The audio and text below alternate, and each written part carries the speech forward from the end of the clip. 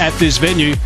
And both teams are going to look forward to playing this one. South Africa right now more so because they've won the toss and have elected to bowl first. Shan Masood said in the toss that it's quite obvious that it's going to suit the seamers initially. It has got a bit of a green tinge.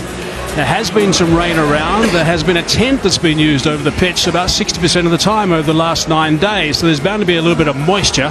Corbin Bosch is getting a run, so he's going to be on debut. So this is going to be fascinating. And South Africa, as far as they're concerned, they need to win one of these 2 test matches to qualify for that World Test Championship at Lord's in June. So that's their aim. And Pakistan, well, they won the one-day series. They've got a whole host of their players playing in this test as well. And they've got the teams. I've got Ramiz Raj alongside me and also Sean Pollack. Sean, take us through the South Africans for starters. Same top 6, Hazy, for what we saw at St George's for that encounter. And Kyle Verreynne will come in at number 7, fresh off 100 in that test match as well. Then there's just the 4 bowling options. Obviously from a seamer's perspective, Janssen Bosch making his debut, so exciting times from Rabada. Patterson I think could be effective. And then maybe Aiden Markham might be required to bowl a little bit of off spin at some stage. But a pretty secure side, and they're banking on the seamers to win the game for them. Ramiz, Pakistan. Yes, I mean the focus will be on their batting, how well they play on a pitch that will bounce, will have a bit of sideways movement, and how well they play the bouncer delivery. And I think the way they shaped up in that ODI series will give them a lot of hope and a high.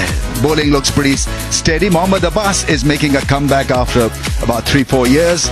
Ahmed Jamal is a good all-round cricketer, and then Khurram Shahzad is coming back after an injury, so it looks pretty good. And so as far as I'm concerned, Saim Ayub will be the star for me in that batting lineup. How well he plays pace. Terrific length at this venue, and he really has been successful. Kumar Damasima is the TV umpire, and Richard Richardson the match referee. Right, here we go.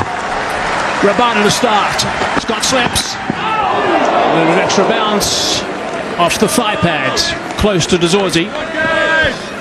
Rabada will provide the blueprint for the rest of the cast to follow, because he's got experience, he's got skills, and this wasn't such a bad delivery to start the proceedings. Came back, hit him high on the thigh, and that short leg fielder therefore becomes quite necessary.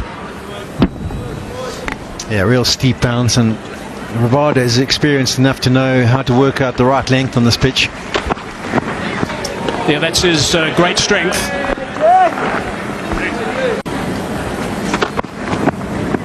Whoops, that's a little bit wayward. Pakistan will have to shrug off that ODI mindset. Push through the ball, through cover. Something like that. So you got to play with your soft hands. I know it challenges your makeup, your batting DNA, but you've got to do that to be a success here in South Africa. Yeah, this length of this delivery is good. So Shan Masood shouldn't really be out in front of himself. Have a look where it comes through. It's kind of bail high. And if he's going to be pushing at that, it needs to be with a dead bat, not out in front of him. That's the line. And the skipper opens his century in an ODI game at this venue last time around. Marco Janssen, who was outstanding the first test match against Sri Lanka when he got that best of 7 for 13. Pakistan have never won at this venue. Played 3, lost 3. Thanks, Hazy. Ramiz, Pakistan have not recorded a test win in South Africa for nearly 18 years. Rambo? Double thanks.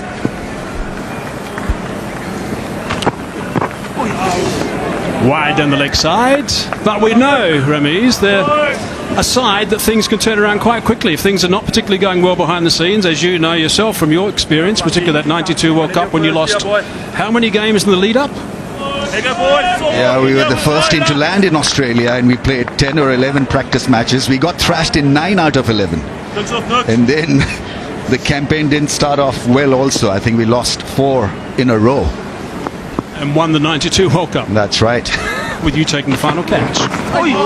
Leg side again, so that radar's got to be adjusted. I want to ask you, Polly, you know, when you win the toss and as a batting side, openers go in, and before going in, you sweat a little bit because, there's a challenge and you get into that batting bubble. There's a pitch or batting pitch map in your mind also. What about the bowlers? What would they be thinking right now? Is there any extra pressure when you win the toss on a green pitch and decide to bowl? Yeah, definitely. We'll touch on it now.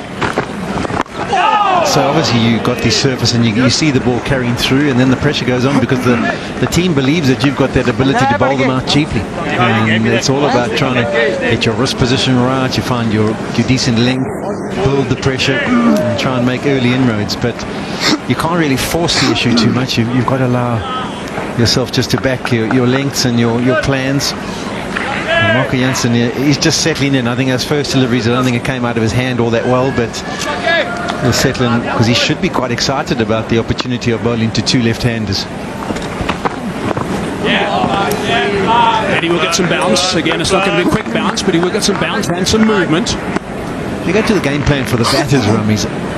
The best way to approach batting in South Africa is to leave well. So if the ball's hit in a good area, still to have that positive mindset that if there's anything short and wide, even like that last delivery that he got from Jansen, you've got to go after that, because those are the ones you can score with a little bit of freedom and then running between the wickets. So it was good to see Shan Masood charge through in that end of the last over, just knocking it down and ticking over the scoreboard.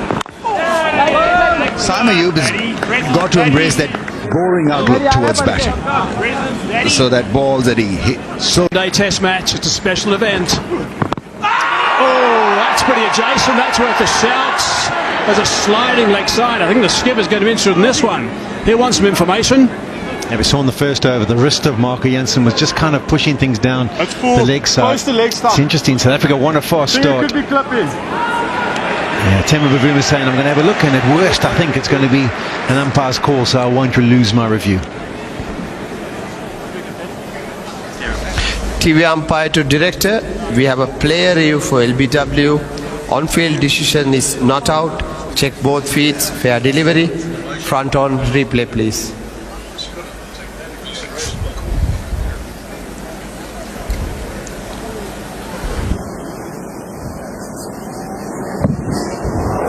Okay. Bat is close to the, ball is close to the bat. You can go to the ultra edge when it's ready. actually looks better than what I thought. Gap between bat and the ball, flat line. You can go to the ball tracking.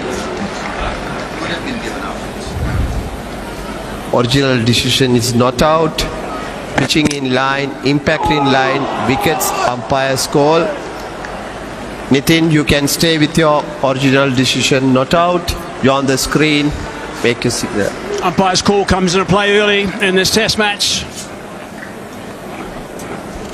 Yeah, got to be looking to play through mid-on, straight or wide mid-on rather than breaking your wrist and playing through mid-wicket.